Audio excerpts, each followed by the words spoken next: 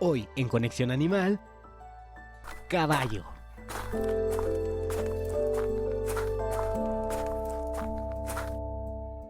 Valiente nobleza que acompañó al ser humano en la guerra, el trabajo y el descubrimiento de nuevos mundos. De historia milenaria y elegancia poderosa. Símbolo de libertad, patria y resistencia. ¿Qué tal? Es un placer saludarles aquí en Conexión Animal. El día de hoy les tenemos un programa que me parece bastante interesante porque vamos a platicar con un etólogo que realmente conoce del tema y es sobre el comportamiento de los animales, cómo entenderlos. Y también vamos a platicar con dos especialistas en el manejo de caballos que viven aquí en el Estado de México, muy cerca de la capital, en Jocotitlán. Así que acompáñenos en Conexión Animal. ¿Existe acaso una criatura que haya marcado tanto el destino humano como el caballo? La historia equina puede contarse desde hace 50 millones de años en los antiguos bosques de América del Norte, donde pequeños mamíferos de varias patas evolucionaron lentamente hasta convertirse en el poderoso género Equus.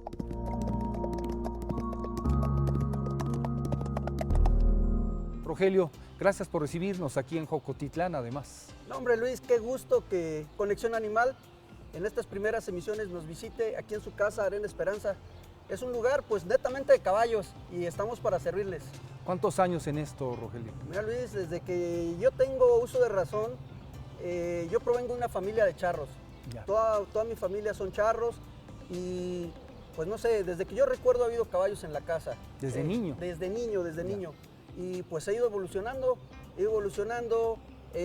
La verdad, mis facultades como charro no fueron las mejores. Llegué a ser un charro deportivamente mediano. Ya. Pero me especialicé en lo que es el jueceo de charrería. Ahora, dándole un poco la vuelta a este tema de competencia y con la experiencia que tienes y conocimiento con los caballos, ¿qué han representado en tu vida esta conexión con ellos? Mira, es bien interesante lo que me platicas. Y quiero comentarte una situación muy particular. Sí. Yo hace 16 años tuve un trasplante de hígado. Por ahí un virus me atacó muy fuerte, yo ya no me levantaba de la cama, estaba en la ciudad por cuestiones médicas. Sí. Tuve la fortuna de que en el Instituto Nacional de Ciencias Médicas y Nutrición, un saludo a todos los médicos de ahí, me hicieron un trasplante muy efectivo que a la fecha me tiene aquí. Y quiero decirte que ya cuando yo me recuperé parcialmente, Sí. Pues me vine al rancho. Sí. Y era una terapia bien agradable. Sí. Yo levantarme dando pasitos, ir a las caballerizas a ver los caballos, a tocar los caballos, a abrazarlos, no sé, a sentirlos. Fue una terapia para ti. Fue una terapia para mí, fue una conexión muy grande que existió, principalmente con un caballo que tenemos aquí en el rancho que nosotros le llamamos el Chatito. Es un chatito, es un caballo realmente admirable porque tiene 26 años de edad. Un caballo 26 años, alazán que mi hija utilizó muchos años para competir en lo que fue la escaramuza. Sí. Posteriormente, ya cuando estuve un poquito más recuperado, empecé a montar precisamente el Carmelo, el caballo que han dado vueltas aquí, el caballo colorado. Lo montaba en ratitos, salía a cabalgar aquí en el rancho y la verdad yo sentía una paz increíble. La energía que te transmitía. La energía que transmiten los caballos hacia todas las personas. Ahora, no te voy a decir o preguntar si platicas, como recordarás la serie de Mr. Ed, ¿no? Sí, que sí. platicaba el caballo con Claro. este señor. Pero tú tienes un diálogo con los caballos a nivel mental. A mí me gusta entrar a sus caballerizas, Es tu ver gusto. qué les falta, cuando les estoy echando, ¿cómo estás, Carmelo? ¿Qué te hace falta? Lo acaricio. Y ellos saben perfectamente, identifican a la hora de comer, lo que les llevas de comer. Lo que pasa es que precisamente la intención de Conexión Animal Así de este es. programa es mostrarle a la gente y desmitificar esta parte que es tan dura de la relación del ser humano con los animales y que no se cree en la respuesta de ellos. Pero tú eres una viva imagen de lo que te dan para vivir feliz los Claro, caballos. Así es. El registro más antiguo de la convivencia humana con caballos data de hace unos 5.500 años, en Kazajistán, en Asia Central. Se cree que grupos nómadas de esa época lograron domesticarlo por primera vez y a partir de entonces el caballo dejó de ser un animal salvaje para convertirse en motor de civilizaciones. Con él viajaron comerciantes, avanzaron ejércitos y su fuerza transformó la agricultura. Desde las legiones del Imperio Romano hasta las conquistas de la Nueva España, el caballo fue compañero inseparable de la expansión humana. Amigos de Conexión Animal, el día de hoy tenemos el gusto de contar con la presencia del veterinario Juan Carlos, que nos va a platicar algunos datos sobre los caballos que tal vez no conocíamos. Veterinario, cuéntenos, ¿cuánto tiempo de gestación debe de tener una yegua para tener un potrillo? Bueno, una yegua, la preñez dura 340 días. Hay que tenerla con una alimentación balanceada, principalmente de minerales, que esto ayuda a una retención placentaria. ¿Qué es lo que se debe de hacer? Un corral adecuado, al momento del parto, desinfectar el ombligo. Hay una enfermedad que se llama onfaloflebitis, se contaminan las articulaciones. ¿Cómo podemos reforzar eso? Con yodo y un tratamiento de penicilina de 3 a 5 días. ¿Qué tan fácil o qué tan difícil es el parto? ¿Cuáles son las complicaciones que se pueden llegar a presentar? El 99.9% de las yeguas crían solitas. Son unas contracciones muy fuertes. Hay partos que duran 1 minuto y partos que duran 25 minutos, no más. Ok. Ahora, ya ha nacido el potrillo. Es muy impresionante la imagen cuando nacen, cuando empiezan a caminar. Se ven muy fuertes, pero platíquenos cuáles son los cuidados o vacunas que se le da a un potrillo de esa edad o al caballo en general durante toda su vida. Tienes que ver antes de las 2 horas que el potrillo mame. ¿Para qué? Para que su cuerpo tenga inmunidad. Son los anticuerpos de la vida. Al momento del parto se tienen que desinfectar o limpiar los pezones para que el potrillo succione la leche materna, que en este caso es el calostro. Calostrándose antes de las 2 horas, desinfectando ombligo, poniendo un antibiótico para prevenir cualquier infección, no hay más que hacer. Ok. ¿Y a qué edad usted considera que es correcto que empiece la interacción del caballo con el ser humano? Desde el momento del parto. ¿Para qué? Para que el potrillo, si se llega a enfermar o a lastimar o algo, ya tenga manejo. Un potrillo se tiene que manejar, ¿cómo? Manoseándolo, peinándolo, cepillándolo, agarrándole las patas, las manos, para que el día de mañana haya que levantar un casco, haya que curarle la cola, etcétera. Hablando de eso, platíquenos cuáles son los cuidados, cuál es la higiene que se le debe tener a un caballo. Le debemos de revisar las patas, el pelo, los dientes. Bueno, ahí se hace un manejo zootécnico. ¿Qué es un manejo zootécnico? Se tienen que recortar los cascos, limpiar, la caballeriza no tiene que estar húmeda, su forraje tiene que estar balanceado, el agua que toman limpia. El detalle de esto es que si no se previenen la sanidad, van a tener muchas enfermedades. Ok. ¿Y cuál es el espacio necesario que le debemos de dar a un caballo en caso de que queramos tener uno en nuestras casas? Una caballeriza debe de medir alrededor de 4 metros por 4 metros con una ventilación adecuada para que no se produzca humedad. Ok. ¿Y cómo se determina para qué va a funcionar un caballo? A lo mejor para carreras, a lo mejor para exhibición. Platíquenos un poco. La mayoría de las personas que tienen caballos se inclinan por una raza en específico. Si tienen un cuarto de milla, van a ser charros o cabalgadores, etc. Si tienen un frisiano español, van a ser caballos de show, para el baile. Si tienen, por decir un inglés de salto, pues ya desde que lo compran o desde que lo tienen, ya tienen una finalidad para poderlo manejar. Ok, muchas gracias por ayudarnos a conocer más sobre estos hermosos ejemplares y así lograr una mejor conexión animal. Quédense con nosotros porque tenemos todavía mucha más información. Mónica, gracias por recibirnos, un placer Ay, estar no, contigo. el placer es mío. ¿Empezaste a los 5 años a montar caballos? Sí, así es. Mi papá es de familia charra, entonces como que desde niña siempre estuve ahí en contacto. Y a los 5 entré a la escaramuza, empecé a montar ya y deportivamente como a los 6. O sea, me tardé un añito en... Deportivamente a los 6 años, ¿no? Sí, en la escaramuza, en la categoría infantil obviamente, Sí. pero ahí echándole todas las ganas. Y de ahí para adelante, tuve unas pausas como cuando me fui a la universidad y cosas así que de la vida, pero pues siempre en los caballos. Ahora, pequeñita y la dimensión de un caballo. Sí. ¿Cómo los veías? ¿Cómo sentías eso? Qué buena pregunta, la verdad no me acuerdo de sentir como alguna sensación como de intimidación, la verdad. Siento que a lo mejor porque siempre gente como yo que tiene la fortuna de crecer alrededor de caballos, los empiezas a ver un poquito como, a lo mejor no como mascotas, pero sí un poquito como compañía y se normaliza un tanto pues sus movimientos, el cómo se interactúan con unos con otros, cómo se llevan.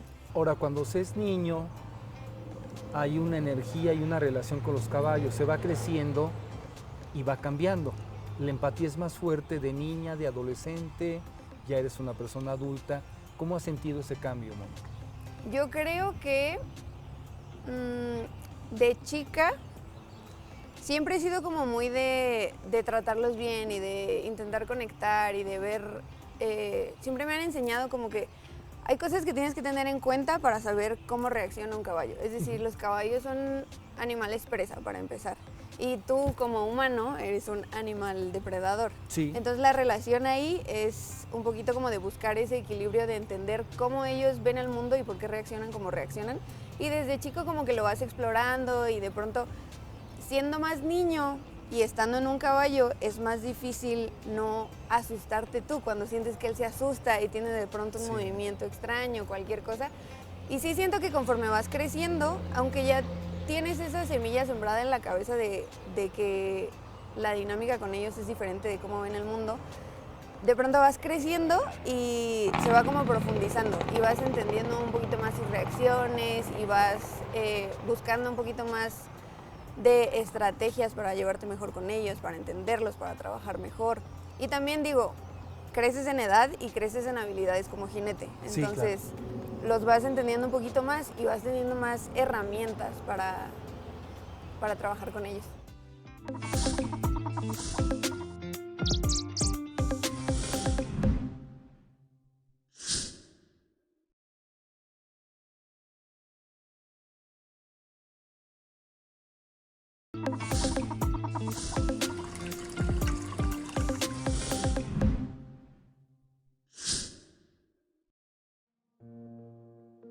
Distintos géneros de caballo fueron desarrollados para cumplir tareas específicas. El caballo árabe, capaz de dominar largas distancias. El pura sangre inglés, moldeado para la velocidad. El percherón, que destaca por su fuerza. Y el azteca, representa la elegancia y tradición nacional. ¿Qué implica conectar y entenderlos un poco más? ¿Qué implica? Yo creo que mucho tiene que ver el tiempo que pasas con ellos. Es como, pues como una persona, ¿no? O sea, mientras más interactúas con ellos, más los vas conociendo. Y a pesar de que todos tienen la misma, vamos a decir, programación biológica, como las personas, todos tienen como sus personalidades. Sí, claro. Y hay unos que son más antisociales y hay unos que son más dulces en cuanto a que más cooperadores, así hayan amanecido de buenas, de malas, nunca te dicen que no. Y hay otros que sí, un poquito les tienes que como convencerlos para que trabajen contigo y tal. Pero sí, yo creo que el tiempo que pasas con ellos y también la cantidad de caballos que vas conociendo. Hay una dinámica que se forma muy interesante y muy bonita, pero medio extraña si lo piensan, porque los caballos también son animales de manada. Entonces siempre hay un líder, sean ellos o sean alguien más, que suele ser una yegua, de hecho. La líder es sí. Mira qué interesante. No hay una sociedad machista. No. Mira. No, como los elefantes. Qué buen aprendizaje ese. Sí, pero bueno, entonces ellos en manada y en su hábitat natural, vamos a decir, tienen un líder. Y cuando tú te emparejas con un caballo, ya sea para lo recreativo, para lo deportivo, para lo que tú quieras, se forma como esta misma clase de relación pero el papel de líder lo tienes que asumir tú. Sí, claro. Y entonces es interesante encontrar y buscar ese punto donde él confía en ti para que te deje guiarlo y tú logres también confiar en él, porque también la información que él transmite con Sí. sus movimientos, con lo que quieras, es valiosa para entender todo. Te marca el sí y el no. Sí. Te queda bastante claro lo que requiere y lo que necesita. Sí, justo. Y lo que tú le transmites también, ¿no? En todo caso. ¿Tu mejor experiencia con ellos o con ellas? Las Ay, yeguas. no. Son muchas. Mi mejor experiencia. Yo he transicionado de deportes con los caballos. Empecé en la charrería y hace unos cuantos años, hace un par de años, yo transicioné a una disciplina del rodeo, que es la carrera de barriles y la carrera entre polos y demás. Y siento que esa es una de mis mejores experiencias con los caballos, el entender cómo cada disciplina tiene lo suyo y cómo llegas a los movimientos que necesita cada una. Y ver cómo, yo tengo un caballo muy especial, Sí. hasta ahorita es mi caballo consentido, vamos a decir, al presente, y lo que yo valoro mucho de él es su inteligencia, o sea, ese caballo hacía charrería y luego lo mudé a los barriles y la rapidez con la que se adaptó, con la que aprendió, con la que dijo, sí, ok, ya lo entendí, vamos a darle a esto, es impresionante, o sea, ver cómo son tan listos y tan nobles y eso mismo que vas creciendo como jinete y vas descubriendo como que a lo mejor había cosas que los caballos hacían, pero tú no notabas y ya de pronto evolucionas un poquito más y dices como, este caballo se está esforzando y yo lo estoy sintiendo, eso es muy bonito. Le quiso dar gusto a quien lo ama tanto. A lo mejor sí. Definitivamente información muy importante. A veces los animales perciben más de lo que nos imaginamos. Pero bueno, ¿sabías que el corazón de un caballo puede llegar a pesar de 3 a 4 kilos? Además, puede latir hasta 420 veces por minuto durante un ejercicio intensivo. Cuando los animales se encuentran en manada, pueden llegar a sincronizar sus latidos y esto les permite reconocer más fácilmente a sus depredadores. Pero eso no es todo. Los caballos pueden llegar a oír el latido del ser humano desde 1.2 metros de distancia y también sincronizarlos con el de ellos. Bueno, pues es un verdadero placer, porque lo digo así, y hasta diría que un honor, el hecho de que podamos platicar el día de hoy con un etólogo que tenemos en este país y que es Rodrigo Estrella, a quien saludo con mucho gusto. Rodrigo, un placer en saludarte. Al contrario, muchas gracias, un saludo a todos y pues un honor estar aquí contigo. Bueno, a grandes rasgos, la etología es el estudio del comportamiento de los animales, incluyendo el ser humano, ya sea en cautiverio, individual, grupal, en sus hábitats. Y bueno, abarcamos todo el tema, no nada más de su comportamiento, de su reproducción, de su alimentación, para conocer mejor su bienestar y tratamos muchos temas de, como lo comentaba, mentales, ¿no? de los animales, tratar de entenderlos y de esta manera conducirlos, ya sea animales domésticos, de granja o fauna silvestre. ¿Qué tanto hemos avanzado en lo que acabas de decir, en entenderlos? Bueno, yo creo que nos hace falta muchísimo porque todavía hay muchos mitos y realidades al respecto. Y a esto se aunan ciencias que son muy poco conocidas como la antrozoología, que estudia la relación humano-animal en todos los aspectos, desde el aspecto pues, de la medicina veterinaria, de la sociología, y esto nos permite potencializar la relación entre los humanos de manera física, mental, espiritual y conocerlos de una mejor manera, ¿no? ¿Hay un acercamiento real para entenderlos? No, y no hay una difusión cultural adecuada para entender cada especie. Todas las especies animales, desde una mosca hasta un gran felino, Ajá.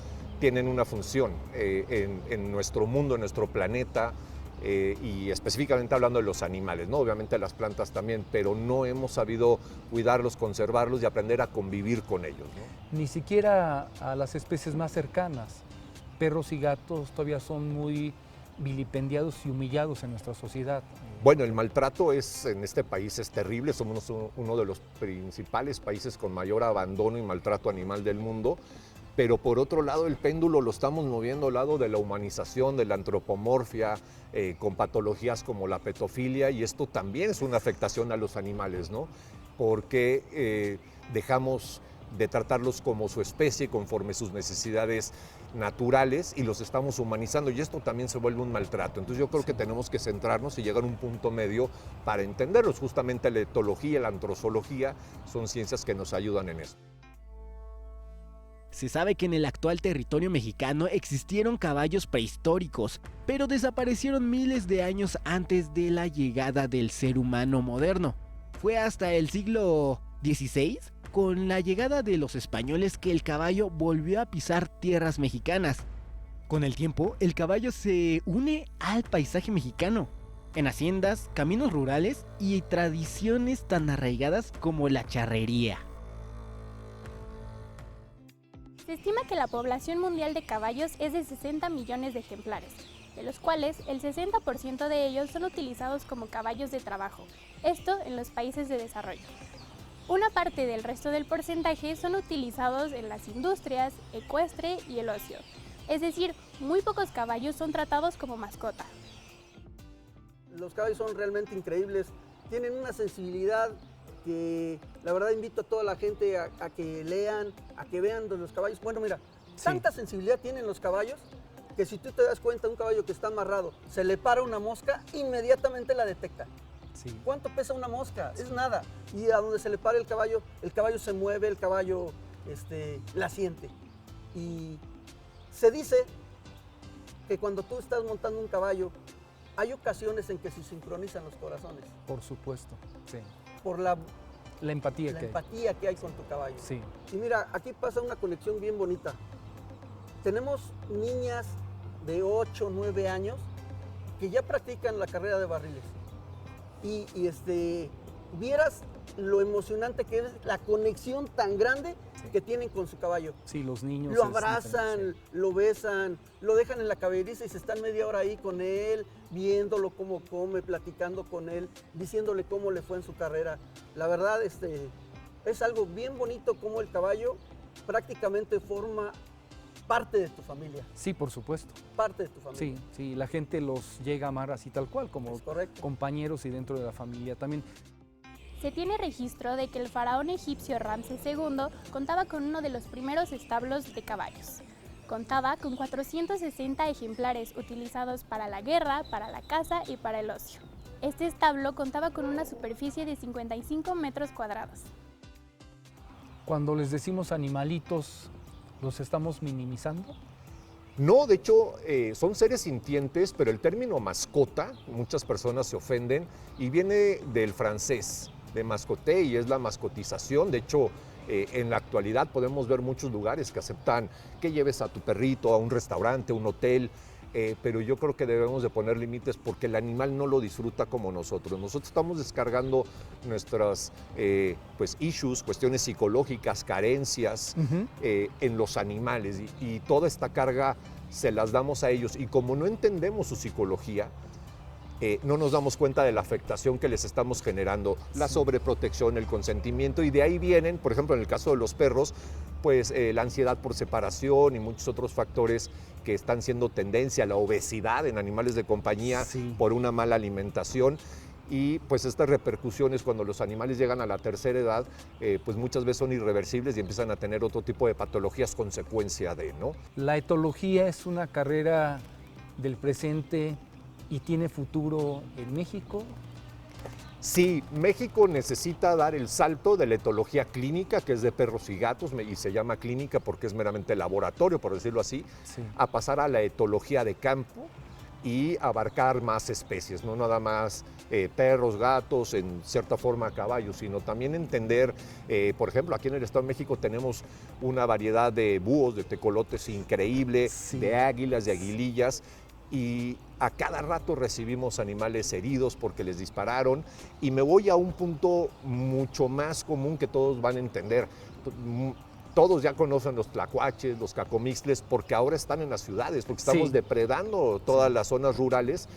y mucha gente los desprecia sin saber pues, que el tlacuache, por ejemplo, este marsupial americano increíble, de los pocos que quedan, primo de los canguros, por decirlo así, para quien no sepa quién es un marsupial, son los animales que guardan sus crías en las bolsitas, ¿no? En la barriga, y ellos cumplen una función espectacular para comerse carroña, animales muertos, para comerse a lo mejor insectos y animales que perjudican al ser humano. Y hay una moda, hay una tendencia por el rescatar y ayudar, pero muchas veces se hace sin el conocimiento adecuado. Es moda. Por lo mismo, pues para mí es un placer estar aquí en Conexión Animal, porque creo que generar cultura a todos, poder llegar a las familias mexicanas y darles un mensaje positivo, pero sobre todo basados en la ciencia, pues ayuda a que progresemos en este aspecto y pues bueno, los mensajes que mandamos son por el bienestar de ellos y de nosotros. No hay que olvidar que el ser humano no puede ser concebido como es si no fuera por los animales, ¿no? Muchas gracias. Al contrario, siempre encantado, un saludo para todos y siempre a la orden, ¿no?